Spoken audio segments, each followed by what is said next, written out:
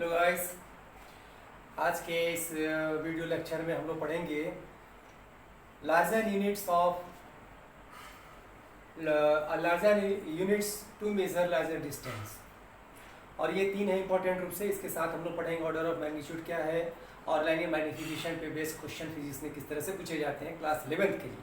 पहली बात कि यूनिट्स ऑफ लार्जर डिस्टेंस, बड़ी डिस्टेंस, जैसे यहाँ से सन की डिस्टेंस मेजर करनी है, प्लैनेट्स की डिस्टेंस मेजर करनी है, तो इस तरह से ये सब बहुत बड़े डिस्टेंस है और इनको किलोमीटर मीटर इस सब में हम लोग नाप नहीं सकते हैं। इसलिए हम लोग को कुछ अलग यूनिट्स लेने पड़ते हैं और वो इम्पॉर्टेंट रूप से ये तीन है जिसको हम यहाँ पे बोर्ड पे दिखा रहे हैं। नंबर एक है astronomical unit, number one is astronomical unit. ये क्या है?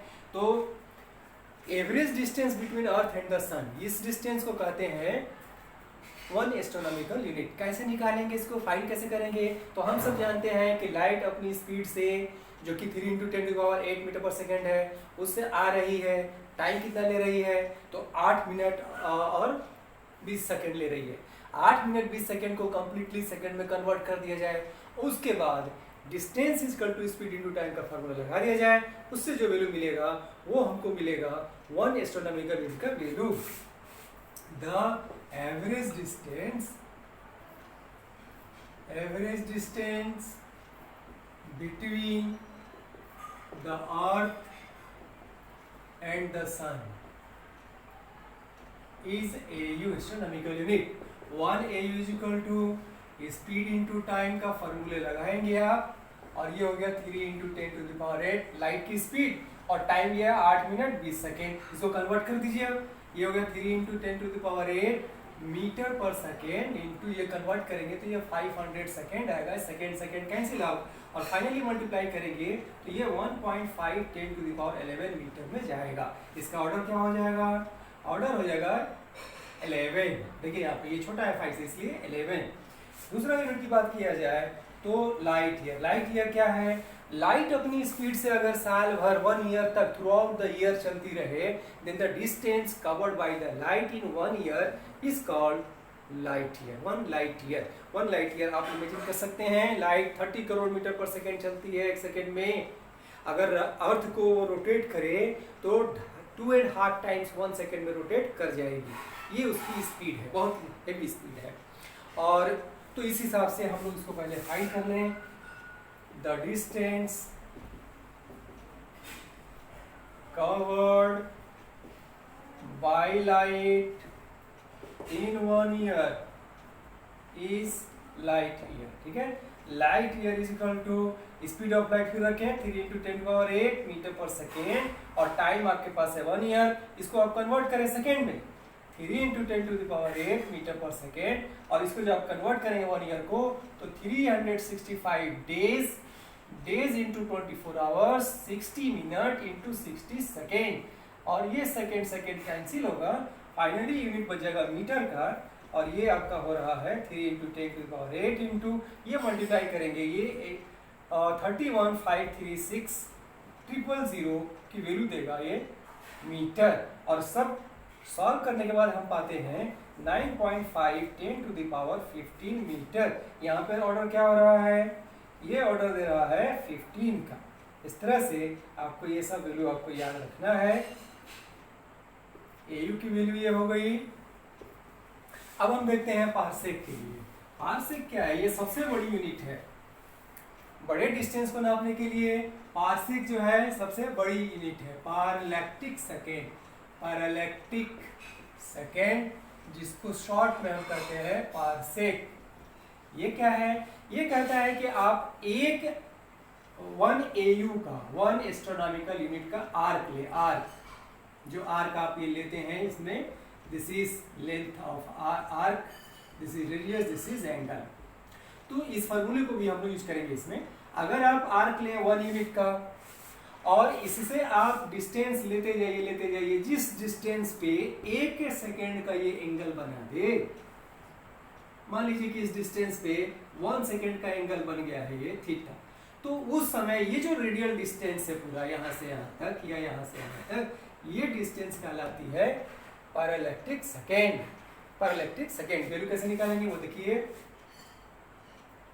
इसकी वैल्यू फाइंड करने के लिए पहले आप 1 सेकेंड को कन्वर्ट करिए डिग्री में, फिर रेडियन में, क्योंकि हम इस फॉर्मूला यूज करेंगे और ये फॉर्मूला यूज होता है रेडियन के लिए। 1 सेकेंड को आप डिवाइड करेंगे 60 से, ये मिनट में कन्वर्ट होता है, फिर 60 से डिवाइड करेंगे तो ये डिग्री में कन्वर्ट हो गया, ठीक है, क्योंकि 60 second is equal to 1 minute और 60 minute is equal to 1 degree. इस तरह से अब इसको कन्वर्ट कर रहे हैं हम रेडियन में। ये 1/3600 और पाई बाई 180 से आप मल्टीप्लाई कर दीजिए तो ये हो जाएगा रेडियन, क्योंकि यहाँ पे मैं लिख रहा हूँ क्योंकि pi radian 180 degree is equal to pi radian, ये होता है इसके कॉन्सेप्ट से। अब ये आपने एंगल फाइंड कर लिया, this is the value of theta angle.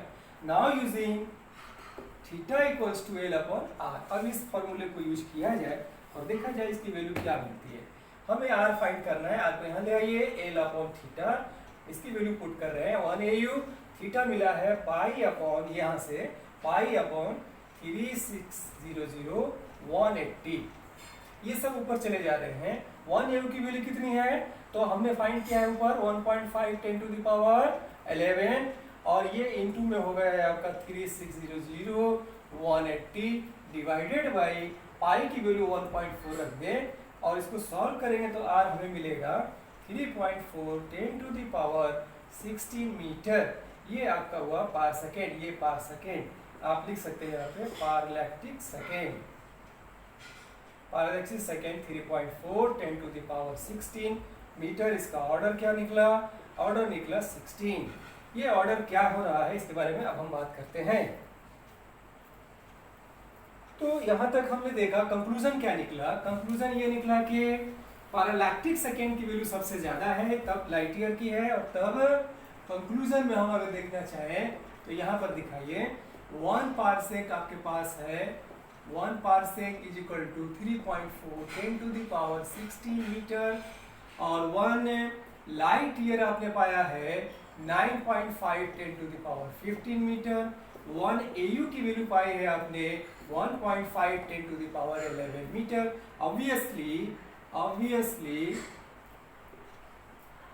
Obviously parsec greater than light year greater than AU, ये आपका कंक्लूजन हुआ। नेक्स्ट हम बात करते हैं, अब हम लोग बात करते हैं ऑर्डर ऑफ मैग्नीट्यूड की। ऑर्डर ऑफ मैग्नीट्यूड क्या है, किसी भी साइंटिफिक वैल्यू को जब हम फिजिकल क्वांटिटी का कोई वैल्यू लिखते हैं, जैसे हमने लिखा चार्ज ऑन इलेक्ट्रॉन कितना है 1.6 10 टू द पावर -19 कूलम, ये आपका साइंटिफिक वैल्यू रिप्रेजेंटेशन है किसका, चार्ज ऑफ इलेक्ट्रॉन का, ठीक है। चार्ज ऑफ इलेक्ट्रॉन को हम लोग इस तरह से लिखते हैं, लेकिन हमको इसको ऑर्डर ऑफ मैग्नीट्यूड में बताना है, इसका मैग्नीट्यूड का ऑर्डर क्या है। तो ऑर्डर ऑफ मैग्नीट्यूड का मतलब होता है कि 10 टू द पावर जो आ रहा है उसकी वैल्यू क्या है, प्लस हो या माइनस से मतलब है वह आपको बताना है कि उसकी वैल्यू क्या है, वही आपका ऑर्डर होता है मैग्नीट्यूड का। तो इस तरह से हम यहाँ पे पाते हैं क्या कि कोई फिजिकल क्वांटिटी अगर x है, यहाँ पे एक चीज और बता दें 1.6 10 टू द पावर -19 के लिए अगर हम बात करें तो ये जो होल पार्ट है ये अगर 5 से कम है, लेस देन 5, अगर ये 5 से कम है वैल्यू, तब इस पूरे के लिए आप लेंगे वैल्यू 10 टू द पावर 0, और अब इसको -19 से मल्टीप्लाई कर दीजिए, ये वैल्यू -19 पर ही रह जाएगा, ठीक है। तो ऑर्डर क्या निकलेगा, ऑर्डर होगा -19, ये आपका ऑर्डर कहलाएगा। और यहीं पे दूसरी बात क्या आती है, अगर ये होल पार्ट जो है ये 5 से या 5 से बड़ा हो, इक्वल टू और ग्रेटर देन 5 हो, तब इस पूरे के बदले में हम लोग 10 टू द पावर 1 लेंगे। जैसे 6.4 10 टू द पावर 6 मेरे पास कोई वैल्यू अगर मान लो है, तो ये वैल्यू 5 से बड़ा है यहाँ पे, इसलिए इसके बदले में 1 लेंगे, और ये आपका हो जाएगा 10 टू द पावर 7, ऑर्डर हो जाएगा यहाँ पे 7। ये आपका होता है इसका रूल। तो इस तरह से हम डिफाइन कर सकते हैं, if x be the physical x be the value of physical quantity, मान लेते हैं कि किसी फिजिकल क्वांटिटी की वैल्यू x है, physical quantity lying between 0.5 10 to the power n, ऐसे 5 into 10 to the power n, then order of magnitude या order is n, ये n होता है। एग्जांपल के लिए आप यहाँ पे दिखा दें, और charge on electron 1.6 10 to the power minus 19, इसके लिए हम लेंगे 10 to the power 0, मैंने पहले बता चुका है, और ये -19। फाइनली ये हमें दिया क्या, 10 to the power minus 19 coulomb, इसकी ऑर्डर हो जाएगी -19। उसी तरह से सेकेंड क्वेश्चन है रेडियस ऑफ, या मान लीजिए कि 1 ईयर को कन्वर्ट करने को बोला, 1 ईयर इन सेकेंड के लिए बोला गया, तो उसका ऑर्डर ऑफ मैग्नीट्यूड क्या होगा ये बताना है आपको। 1 ईयर इन सेकेंड में जब बोला जाएगा तो आप 1 ईयर को 365 डेज हुआ, इसको मल्टीप्लाई करिए 24 डेज से, 24 आवर से, फिर 60 मिनट से, 60 सेकेंड से, सबको मल्टीप्लाई करने पर आप पाएंगे 3153600 सेकेंड, और इसको हम कन्वर्ट कर रहे हैं 31536 10 to the power 2, इसमें 30, इसमें आप 10,000 से डिवाइड कर दें तो 3.1 और 10 to the power आपका 7 तक ये जा रहा है, इसलिए यहाँ पर ऑर्डर क्या मिलेगा, ऑर्डर इज 7। इस तरह से आप ऑर्डर ऑफ मैग्नीट्यूड फाइंड कर सकते हैं। एक टॉपिक और बनता है, और वो है लाइनियर मैग्निफिकेशन पे बेस्ड। लाइनियर मैग्निफिकेशन क्या कहता है, इसकी बात की जाए, मैग्निफिकेशन इसको एम से डिनोट करते हैं। क्लास 10th के फिजिक्स में आप पढ़े होते हैं, linear magnification M is equal to size of image, size of object. Suppose कि आपको क्वेश्चन दिया गया, इफ द यूनिवर्स श्रंक मतलब सिकुड़ गया, shrink to the size of the earth मान लीजिए, और यूनिवर्स की साइज क्या है, R universe 10 to the power 26 meter है, और आर अर्थ रेडियस की साइज जो है, अर्थ की साइज जो है 10 to the power 7 मीटर है। ये क्वेश्चन में गिवन रहेगा। आपसे बोला गया कि यूनिवर्स अगर सिकुड़ करके अर्थ बन जाए तो ये आपका अर्थ उस लेवल में, उस स्केल में कितना बड़ा होगा। अब क्या करेंगे, आप यहाँ पे फट से उससे वो निकालेंगे, मैग्निफिकेशन निकालेंगे। यहाँ पर आप देखिए इमेज कौन बन रहा है, ऑब्जेक्ट है आपका, ऑब्जेक्ट है यूनिवर्स। इमेज कैसे, किस रूप में ये बदल रहा है, अर्थ के रूप में, है ना, अर्थ के रूप में।